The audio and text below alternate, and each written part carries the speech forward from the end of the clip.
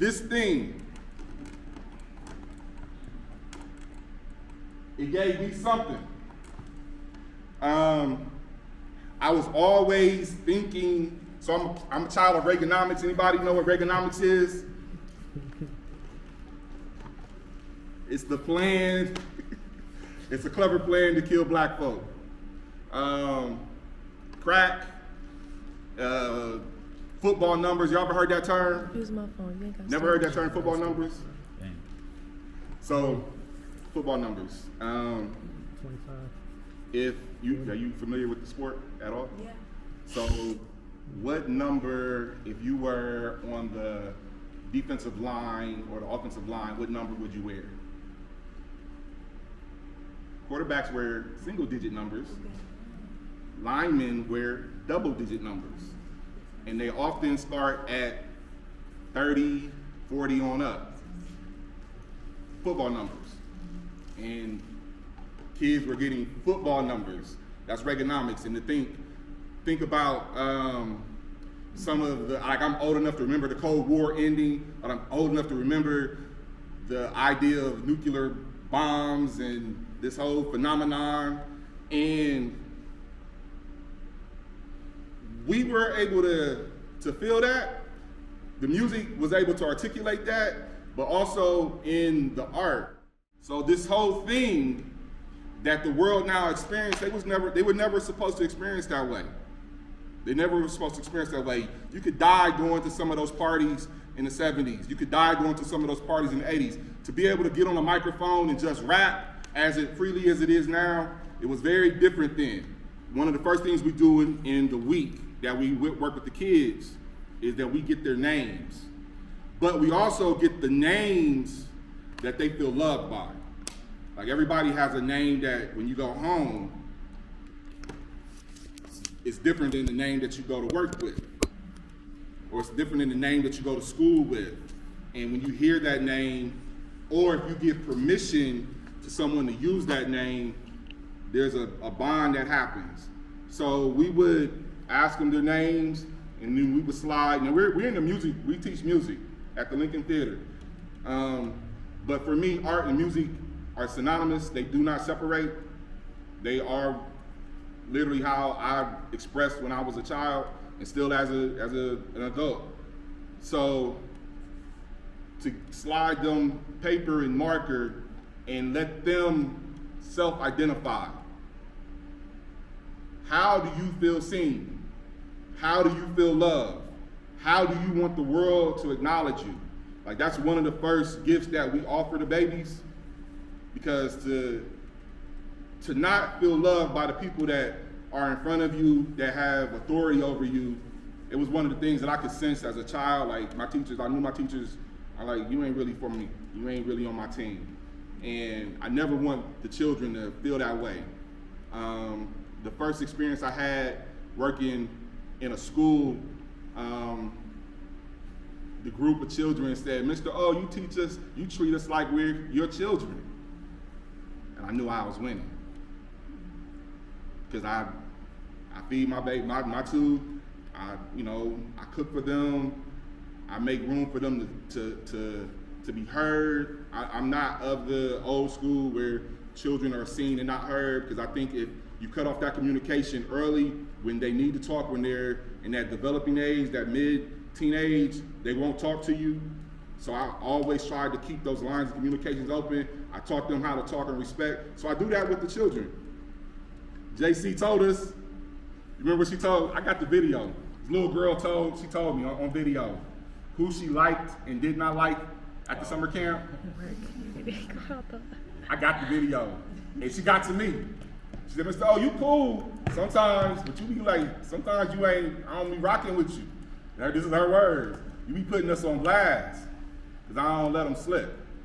If I see potential, if you're an A student, then you gotta be an A student. If you're a C student, I work with you. But if you're an A student, you're always gonna be an A student. I won't let you slip. And she felt the way about that. But to be able to nurture that communication is how we started with, how do you show up? How do you want to be seen?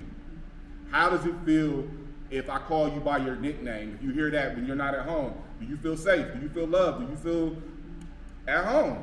You're here, you're with me for 8 weeks, 5 days, 8 to 4. This is basically home.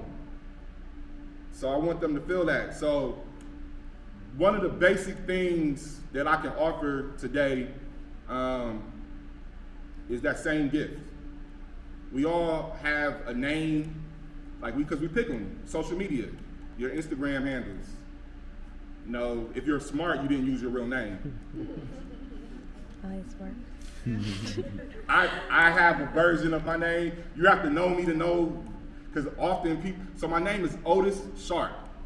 People think it's the music name. They don't, it's like Clark Kent and Superman, he just takes the glasses off, he's Superman, puts them back on, he's Clark Kent. No, it's actually my real name, but people don't think about it like that. But we all pick a name. We all code switch with our voices. We all have something that feels more natural to us in the spaces of love than it does when you go into spaces that are more corporate or just not suited and warm. But when you get to be who you are, your most authentic self, how does that feel? And that's what we offer to babies. And today, I want to offer us a moment of freedom. I could elaborate on graffiti and hip hop for days and hours. I love talking about it. I love it. But we have markers, and I would like to document the moment. So graffiti existed before hip hop existed. Just so y'all know that. It's not like I said, graffiti isn't connected only to hip hop. It is something that has been happening. It's a phenomenon that has existed as rebellion, as a cry out to whatever the government might be doing at the time. If you've been to Austin, there's a mural. They have a street that has a lot of murals, but there's one particular, it says something about love. So my sister lives there, and people pull up to that mural and just take pictures. It's graffiti. Now, is it the same graffiti like that? No. No. Does it get the same bad rap that what I do might get? No. People pay whomever to do it, and they get applause. If I throw up something on a wall like that, I'm getting a misdemeanor at the least, a felony 4 at the lowest. It could be bad. Police used to beat those young boys up. They used to sick dogs on them when they got into the train yard. Ed Koch, one of the more famous mayors in New York City, he saw them as the scourge of the city, made New York. Yeah, but if you were there, it's kind of gives it the personality. The murals are there now. We call them murals, but the graffiti was really part of the thumbprint of New York City. It kind of gave it the physical, tangible texture. It stinks. Trains stink. They do.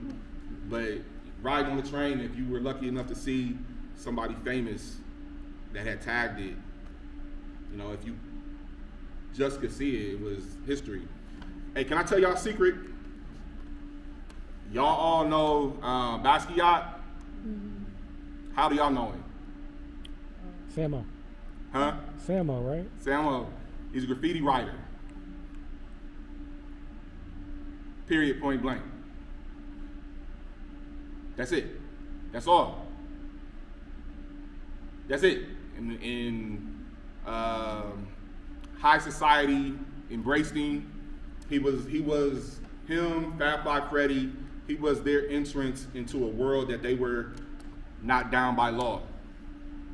He was their entrance. And they put him on a pedestal, and his work has sold for large amounts of money. But he was a graffiti writer. That's all, that's it. Just wanting to share who he thought the world needed to see. That's really what it is about. So, does anybody have a name, like, let me see, the older, like club names, like the name that you might give a person that you don't really want to talk to. You know what I'm talking about? You know, she laughed. What's your club name? My name Aubrey. What's your what? My name is Aubrey. Aubrey. So, Aubrey. what we're going to do is we're going to walk up here and 1, 2, 3, 4, 5, 6, 7, 8, 9, 10, 11, 12. We can take turns. We got about 15 markers. I would love for us to lead, let the world know you were here today. And whatever you choose to write is up to you. It's your choice. But you matter, and the world should know that you were here. So if you've never had a marker in your hand and tagged a wall, you have tagged your notebook. We've all done that. We've all put that little heart and our name and whomever it is that we had that feeling for.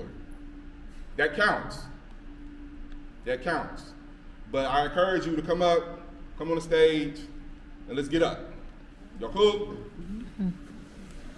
I'm gonna throw on one of my favorite records while we do this.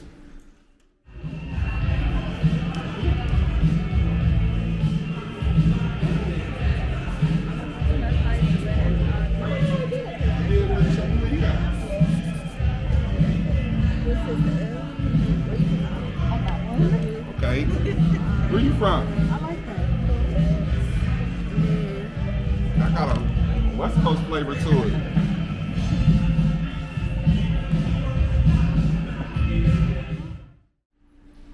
First of all, I got a quick question for everybody. When y'all think of hip hop dance, or matter of fact, if you think of any dance move in general, what dance move comes to mind?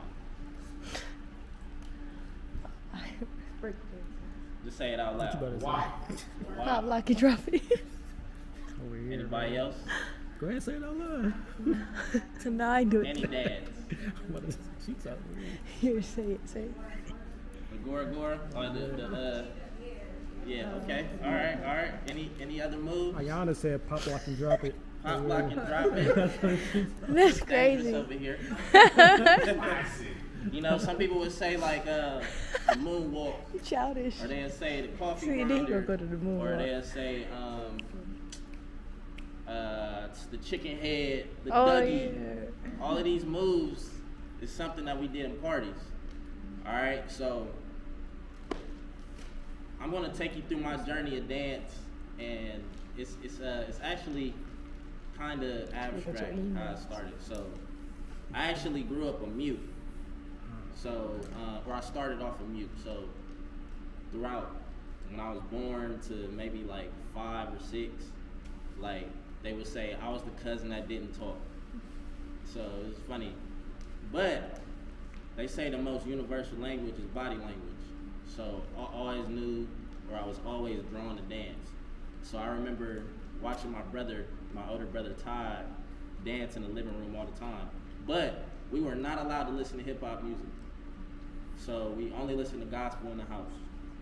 But the thing was, since I grew up in a church home, I would go outside. I stayed off of Joyce Avenue. I was raised off of Joyce Avenue on the north side. My grandma lived in Kenmore Square. Now, if you ever been to Kenmore Square, it's dangerous over there. So all of my cousins, all gangbangers, that's all they did, and that's what I got, the dynamic of both worlds. I came home to nothing but church music and gospel, and then it was chaos, as they would call it, when I went outside. So that wasn't a bad thing for me. So my mom, she was real heavy in the praise dance. My brother, my oldest brother, they call him Genuine back in school, because he, you know what I mean? Anybody who knew Genuine was the guy back then when it came to the dance moves. So before there was a Chris Brown, there was Genuine. So he would bring the videos back, the cassette tapes of all of the videos we wasn't supposed to watch, and then we would watch them. Like, I remember watching Breaking for the first time back in like, I want to say like 2000. No, not Breaking, Beat Street. I didn't watch Breaking until later on. But all of these things kind of just made sense to me. It may have not made sense to my parents at the time, but they didn't know that their foundation is what kept me grounded throughout this whole time. I could have been in Kenmore Square doing whatever, but I was just running with my cousins. We did whatever we did, but I knew I couldn't let mom and dad know what I was doing when I came home. So I remember 1998 vividly. My Way by Usher came out, and the video was like so hip hop. It was so crazy. There was a guy in there. His name is Mr. Wiggles. Mr. Wiggles was moonwalking on his knees. So everybody was doing the moonwalk, the Michael Jackson joint, but when I saw somebody do it on their knees, that kind of just took my brain to a whole nother level when it came to dance. So I was just like, dang. So you telling me you can do all of these things, you can revolutionize it in your own way. And of course, Mr. Wiggles, he still gets down, but he not getting on his knees no more. He's probably like 50 something. So after that, I was just like, all right, cool. I did my first head spin when I was around that age. So it was at 4, so probably did my first head spin when I was 5. And then I did my first backflip, which was a big deal back in the day. I used to flip on my head because I had this big head. So I used to do a backflip. I did my first one around that time, and I was like, all right, cool, I like breakdancing. So I started off in the B-Boys, the B-Boy culture and all of that. So as time progressed, I started learning more dance styles. So we used to do this thing called the Chocolate Nutcracker, and we did Alley in the Land of Wonders, we did Pan, and I went to an art school. I went to Duxbury. So we had dance class in Duxbury, we had music class, and all of these things. So, all of that to say, hip hop, I learned this from O-Sharp actually. Hip hop is probably the only genre that I can think of that pays homage to every other genre. So, when you hear a sample of like a swing track, you can hear that in a hip hop song. You can hear a Japanese record sampled in a hip hop song. So the fact that I was going out and doing swing dance, and I was doing African dance, and I did a little bit of modern, I learned how to put that in the gumbo pot and make the style that I have today.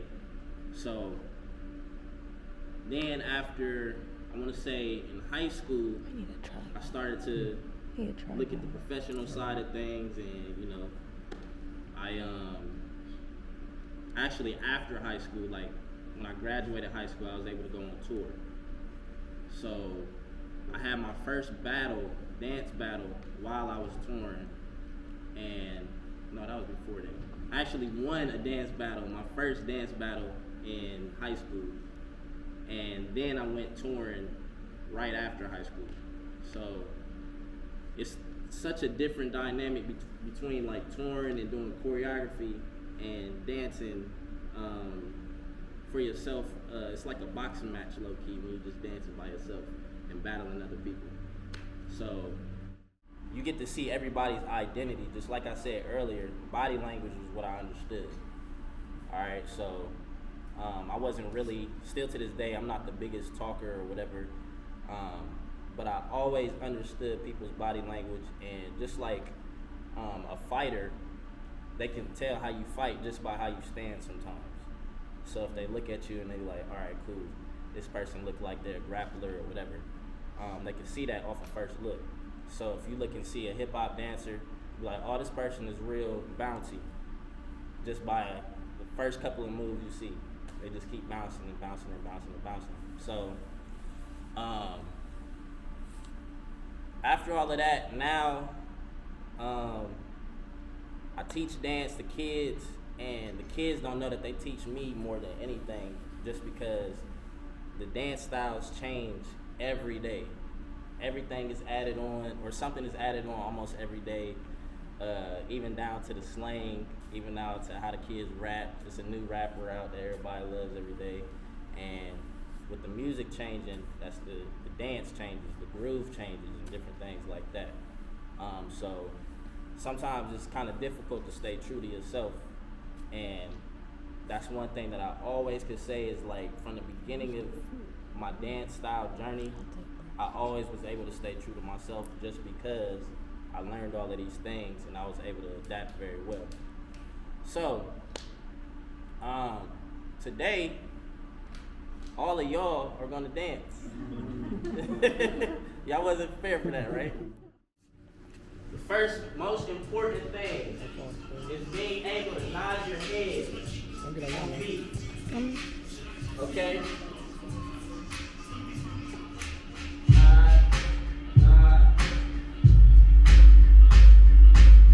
So, the drums is what keeps everybody on beat. The drums. The drums keep the music on beat as well. Alright? If you can't nod your head, then you probably can't dance yet. Hey, everybody. You can walk if you want to. Even dancing in the mirror, still nod your head. Even when I dance, I'm still nodding my head. All of that. Alright? So now, let's focus on our feet. I call the feet the BPM. I know what the BPM is? Beats per measure. So, it goes like 1, 2, 3, 4, 2, 2, 3, 4, 1, 2, 3, 4. So, if your feet is on beat, everything else will follow. Can we give them a bonus? So, this summer, one of the most incredible moments I've ever experienced as an educator and as I performed on some of the biggest stages in the country. But since we are in this community, and me and Trig, we have, it's funny because one of the opportunities to actually facilitate any kind of workshops, Trig was kind of like a student.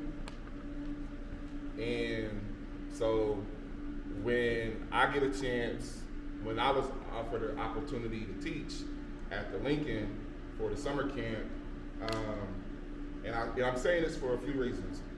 For the older people in here, and as the younger people become older people, it's imperative that you make way for the next generation. You cannot hold that space forever. You should not hold that space forever. You should be preparing someone to take your spot. So when I got the opportunity, it was pretty much, if I'm taking this job, do I have to pick who's in the classroom with me? I wasn't taking it if I couldn't pick. I chose Trig. Trig had already been teaching. He'd already been doing his own workshops. He'd already been in the world's view, in the community's view. He'd already taken that mantle of educator. But I knew the stuff that I had learned hands-on in my travels with this culture, that I was able to orally share stories and experiences with some of the younger folks after me. I knew that this was probably the one that was going to use it, that was going to maximize the experiences and the shared time in community. Like, he does reach out to his elders for information, for guidance, or just to be in community. It's not always, let me tell you young boys, no, it's not that. This is a peer at this point. So me and Trig have worked 2 years at the Lincoln. This summer, we decided to talk about culture and tradition. So, you sent it to me just now? So, we taught the babies line dancing. Where you send it? I'll text it to you. we taught them the electric slide. Now here's the part. If you can do the electric slide, raise your hand.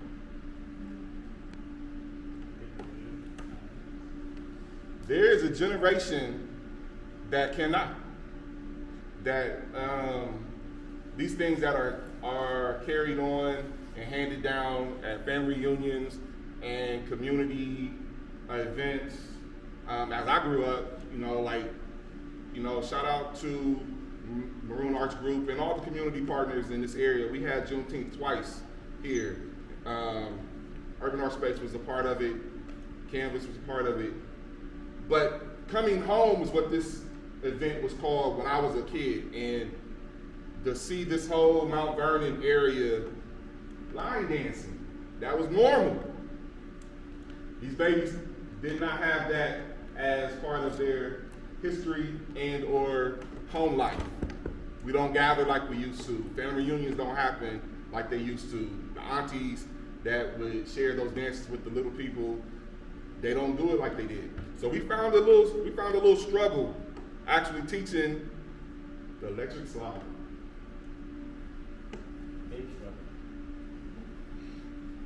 The most beautiful moment I've ever experienced in music happened at the box park. So we were able to perform the electric slide. That was, part of our offer for the week. So every week, for 8 weeks, these children have to learn something in 4 disciplines. They have to learn art, visual art, they have to learn theater, they have to learn dance, and they have to learn something musical that we put together. They have to learn 4 things in 4 days, perform on the 5th for 8 weeks. That means they have to learn 8 routines times 4. And they do it. And then we have 2 humongous shows.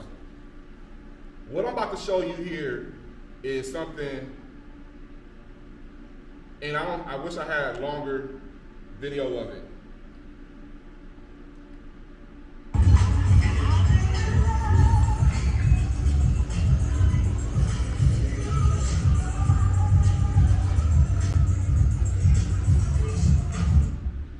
That little clip right there was working through adversity because it rained. It was an outside performance. And the parents were grabbing their babies like, nah, we're not waiting. And the babies had put in that work. And some of the parents that stayed, those kids got up there and it was magic.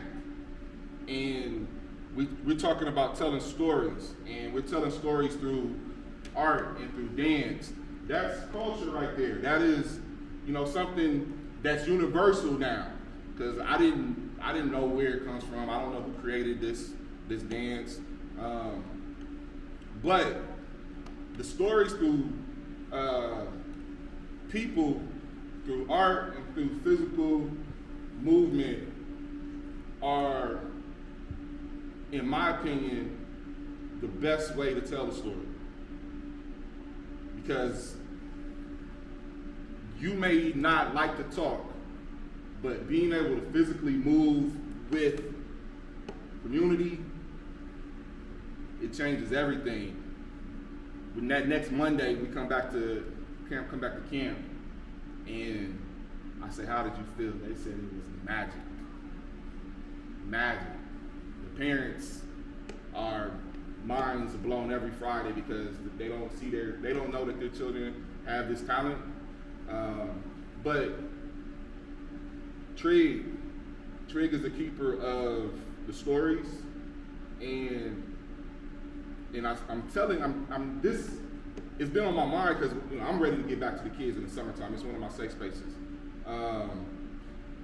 This is the next generation. Like Trig I see me, but I see the evolution quicker and faster, and his hand for the babies and how he loves on them and encourages them. Because I'm like, if we're in the classroom, sometimes I gotta scream, I gotta bark, but Trig always puts his arms around them. I got a video I'm gonna send you of the last day. This frantic, this thing that we do with our babies and these giving them the permission to tell these stories through their bodies and through their art. And I encourage everybody, if you are not working with the youth, if you have your own in your family, spend some time with them. Spend some real time with them because, like you said, they're going to teach you some things. You're going to find out how compassionate you are. You're going to find out how patient you are not. You're going to find that out. And the kids will tell you your truths. And if you ever need a mirror, do something in front of a child. Because they just looking at you trying to, well, how'd you do that? Well, how'd you do this? But my urge, as we talk about telling the story, take some time to hear the stories from the children. These things, we're talking about hip hop, and this was the premise of it, an ode to hip hop. Hip hop is youth power, it's youth culture, it's created by the babies, it's for the babies, but it's the one thing that, you know, it keeps and extends our life. I'm 51, hip hop is 51. I grew up with it, that's all I know. It's my connection, it's how I connect with this generation, now I connect with this generation. It gives space for everybody to talk and tell their story. So it's all. It was a beautiful moment. Dance with your babies, dance with your community, move your bodies, share your art, share your stories. Share your stories.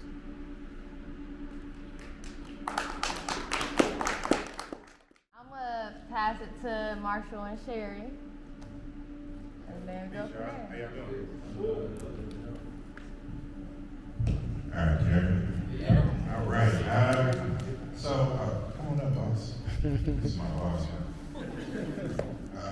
My name is Marshall Schwartz.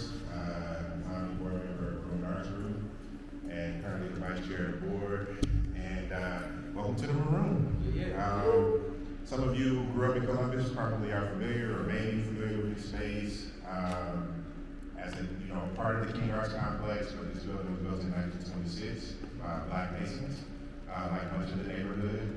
A lot of that edifice is gone now, so those buildings have either been torn down or sold off or are in disrepair. When this building went on the market, a collective of us in the community together wanted to make sure that this place, this building, stayed in the tradition of Black cultural production. Right, there's a history here, and you still got your Baltimore. Sarah been in Baltimore for like a month. I'm gonna let her talk in a minute, but just, you all are getting, we still growing, right? It's kind of happened like for overnight, right? For a working board, so y'all are kind of getting a preview, because it's family, and we want to be in village with our community as much as we can. We're gonna need y'all's help to make this space what it's gonna be, and to help us carry on the legacy of Black art, Black movement, Black tradition, Black culture, and those who want to see us win, right? We for anybody but not everybody, welcome to the Maroon. I'll keep it short, I'll let Sherry say something. I'm going to keep it shorter, but thank y'all so much for being here. I'm Sherry, I'm the board chair, co-founder of Vernon Arts Group. All I'm going to say is Marshall gave, kind of the history of how we arrived at this space, but the energy that y'all are bringing is the energy that we want in this space. I need y'all to understand that and embrace it. This is for all of us. This is for y'all. We're doing this work for y'all to do it for somebody else. And that's all I really want to say. I'm just happy that y'all are here on the ground floor, because that's where we are. We are building, and we're going to build it with y'all. We're going to build it together. Everybody has a role. We're doing our part, and y'all are here, and you're bringing the energy. I know your dad. I don't know if you know me or remember me, but you know Carnell Willoughby. And so And I know your sister and all, but anyway, I'm just saying this is a full circle of all of those things. And I just want y'all to embrace that and understand that it's all of us together and we're doing our part, so do yours and come in and build with us. Thank y'all for being here. I want to introduce the chairs at the ground floor. We are on the ground floor. So if you find it in your heart to make a donation and give to the congregation, you can go to Maroon Arts Group, and there's a big old donate, MaroonArtsGroup.com, there's a big old donate button at the top of the page. Feel free to bless us and bless the space. And yeah, I'll turn it over to y'all.